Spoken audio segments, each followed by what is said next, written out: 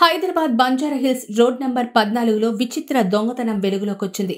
Road పక్కన కొబ్బరి బోండాలు అమ్ముకుంటూ జీవనం సాగించే చిరు వ్యాపారులనే టార్గెట్ చేస్తూ ఓ వ్యక్తి బండిపై ఉన్న కొబ్బరి బోండాలను అర్ధరాత్రి చోరీ చేశాడు. పాపం ఇంటికి వెళ్లేటప్పుడు పైనుంచి కవర్ కప్పి వెళ్లిన వ్యాపారులు ఉదయం వచ్చి చూసే వరకు కొబ్బరి బోండాలు లేవు. పైగా కవరు తీసేస్తుంది. దీంతో అనుమానం వచ్చి సీసీ కెమెరాలు పరిశీలించగా ఓ వ్యక్తి అర్ధరాత్రి ఆటోలో వచ్చి కొబ్బరి బోండాల్ని ఎత్తుకెళ్లాడు.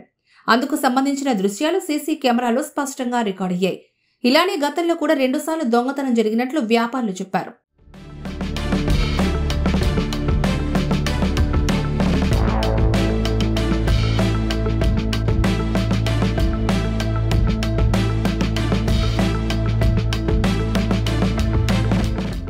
రోజువారీ కష్టంతో జీవనం సాగించే చిరు వ్యాపారులకు ఈ తరహా దొంగతనాలు జరగడం ఆందోళన కలిగిస్తోంది.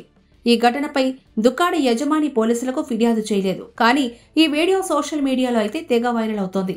చిన్నదైనా పెద్దదైనా దొంగతనమే కాబట్టి ఇటువంటి ఘటనలపై పోలీసులు నిఘా పెట్టాలని కోరుతున్నారు.